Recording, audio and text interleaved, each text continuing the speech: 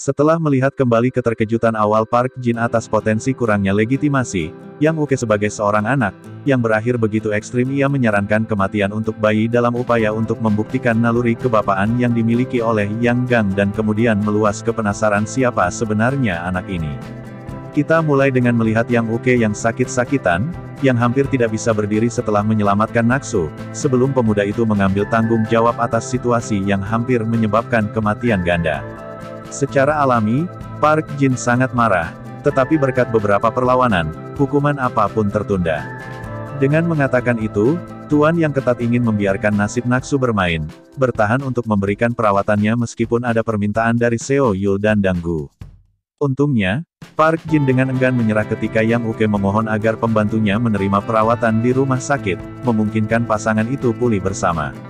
Sementara itu, Heo Yu mencoba membenarkan fakta bahwa dia membuka gerbang energi untuk Yang Uke, menyatakan bahwa dia tidak bisa hanya duduk dan menonton saat dia menderita. Namun di sini, kami menemukan penyihir yang lebih tua telah memberikan energi tambahan kepada Tuan Muda, yang cukup mengganggu Park Jin sehingga dia meminta agar energi itu diambil kembali setelah pemulihan dilakukan. Heo Yum kemudian berdiri teguh sampai pengambilan bersikeras, karena ia percaya bahwa berpisah dengan energi akan membantu Yang Uke, yang sudah jauh tertinggal dalam pembelajarannya, mendapatkan kesempatan yang lebih baik untuk kemajuan.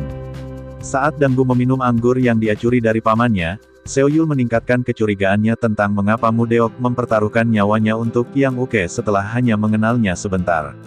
Tidak yakin dengan gagasan bahwa ini adalah seorang wanita yang hanya bisa menghargai diselamatkan dari rumah bordil, jenius dari keluarga Seo, bersikeras bahwa Mudeok adalah penipu, orang yang tampaknya menyembunyikan sesuatu. Di tempat lain, Yang Uke yang sudah pulih merawat Naksu, yang masih menderita dari siksaan yang dia alami belum lama ini. Kemudian, si pembunuh menjelaskan mengapa dia memutuskan untuk meracuni Tuan Muda, menunjukkan bahwa dia bisa mempertaruhkan nyawanya untuk gerbang energinya dibuka. Jelas Yang Uke, yang telah berusaha keras secara pribadi merawat tuan barunya, menyimpan kasih sayang yang mendalam untuk Naksu, sesuatu yang diperparah oleh emosi yang dia tunjukkan setelah mendengar alasan di balik tindakan yang berpotensi berbahaya yang melibatkan racun. Saat keduanya menuju keluar, mereka menyelesaikan kesepakatan baru mereka bersama. Pertama, diputuskan bahwa tidak ada yang harus tahu tentang hubungan mereka, yang berarti bahwa sehari-hari, Naksu akan tetap berperan sebagai Mudeok, pembantu. Selanjutnya, Yang Uke hanya akan menjadi murid sampai dia menjadi yang terbaik, dan membantu tuannya mendapatkan kembali energinya.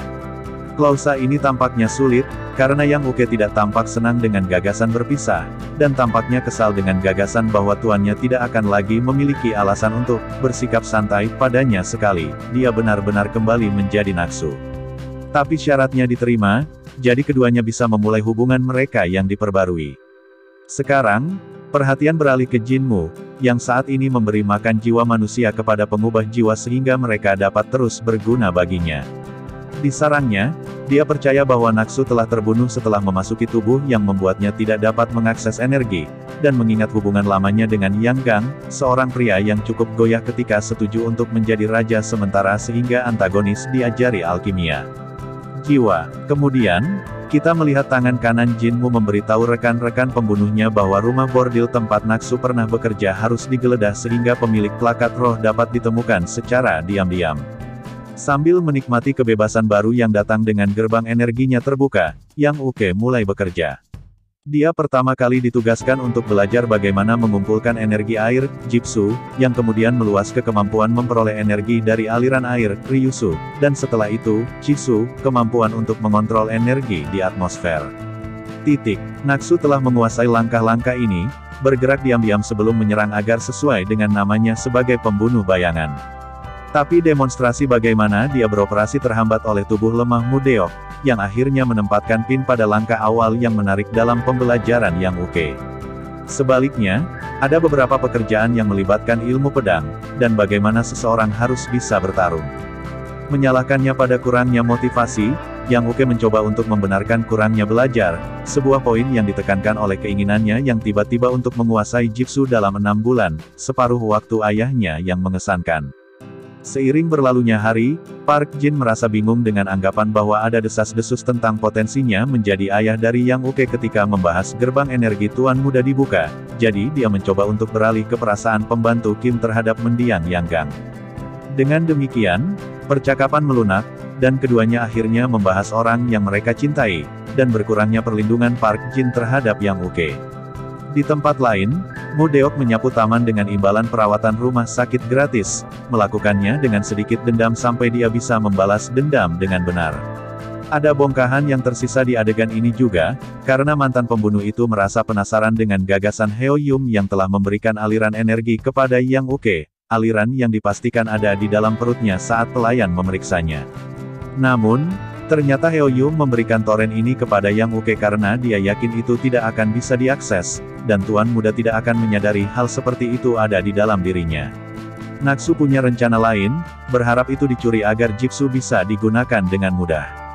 Kamu adalah salah satu Pang yang beruntung, kata si pembunuh, sebelum menjelaskan bahwa dia harus bisa bernapas dengan cara yang sama seperti Heo Yum untuk bisa mengendalikan energinya. Menyadari bahwa teknik pernapasan diturunkan melalui keluarga, keduanya kemudian memutuskan untuk menggunakan Seo Yul sebagai pintu gerbang mereka untuk belajar. Ini bukan tugas yang mudah berkat kehalusan yang terlibat, dan daya tarik potensial yang dimiliki Naksu kepada pria yang pernah terlibat dengannya. Menggunakan ini untuk meyakinkan Danggu yang muncul bahwa alasan mengapa pengamatan rahasia ini terjadi adalah karena perasaan terhadap Seo Yul, Yang Uke akhirnya harus bertemu Heo Yum, yang ingin mendapatkan kembali alirannya. Tapi Tuan Muda punya rencana, menghadiahkan anggur penyihir tua sehingga akta pemulihan sepenuhnya dilupakan. Di tempat lain, Cho Yeon bertanya-tanya apakah Yang Uke akan diterima ke dalam keluarga Jin sekarang gerbang energinya telah terbuka, tetapi ibunya tampaknya tidak mau. Namun, perasaan romantis terlihat jelas, bahkan di tengah penolakan anggapan bahwa Tuan Muda akan diizinkan menikah dengan keluarga. Menerima informasi tentang jadwal harian Seo Yul, Naksu segera mempelajari cara untuk melihat pria yang harus dia sentuh. Namun penangkapan bukunya yang gesit terus menimbulkan kecurigaan pada penyihir yang percaya bahwa dia menyembunyikan sesuatu, membuat tugas itu lebih sulit daripada yang diperkirakan sebelumnya.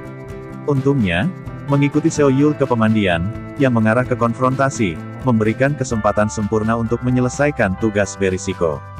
Tetapi ketika Naksu mencoba meraih inti energinya, dengan kedok karena cinta, korbannya bijaksana dalam permainan, mengakui apa yang harus dia lakukan, serta fakta bahwa kegesitannya sebelumnya adalah ke seni bela diri. Pembelajaran seni, meninggalkannya dengan pengetahuan bahwa Yang Uke mungkin tidak dapat berhasil mengendalikan arus bahkan dengan teknik pernapasannya, Naksu mengalihkan perhatiannya ke peluit yang pernah dimilikinya, dan kesadaran bahwa Seo Yul memang mengingat siapa dia. Sementara Seo Yul kembali ke jembatan untuk melihat Naksu memainkan peluit, dan memicu ingatannya, Heo Yum dibawa pulang oleh Yang Uke, sebuah tugas yang memungkinkan struktur pernapasannya dipanggil kembali. Jadi, sementara Mu Deok mengembalikan barang itu kepada Seo Yul sebagai ganti energi inti yang tersedia untuk disentuh, muridnya senang dengan gagasan bahwa dia dapat segera mengendalikan aliran energi yang hidup di dalam dirinya.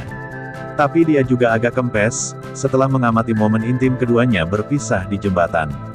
Ketika tuan dan murid berkumpul kembali, aliran energi melonjak di dalam Yang Uke, yang berarti bahwa rencana mereka telah dilaksanakan. Meskipun perayaan diredam oleh kepicikan tuan muda yang tidak ingin Naksu terlalu dekat, atau menangkap perasaan pria lain.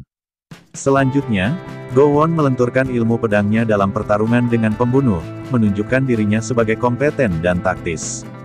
Dia dibimbing oleh Minju, yang tampaknya terkesan dengan keahlian putra mahkota.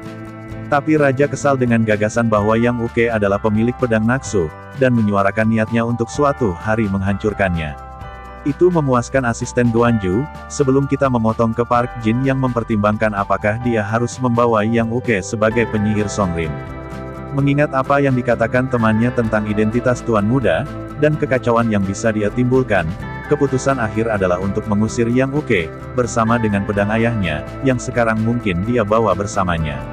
Bahkan ada 100 cambukan yang diberikan juga, karena hilangnya plakat roh. Ini adalah jam tangan yang sulit, tetapi sesuatu yang memperkuat karakter pria yang dulunya lemah yang akan segera menjadi penyihir. Akhir, saat Park Jin memberikan cambuk terakhir kepada Yang Uke, menjatuhkannya ke lantai kesakitan sambil berharap dia menyerah, Tuan muda bangkit dalam perselisihan, siap meninggalkan Songrim untuk mencari siapa dia, dan bisa menjadi apa. Sekarang dengan pedang ayahnya, dia menatap mata pemimpin, berbalik, dan berjalan melewati keruk.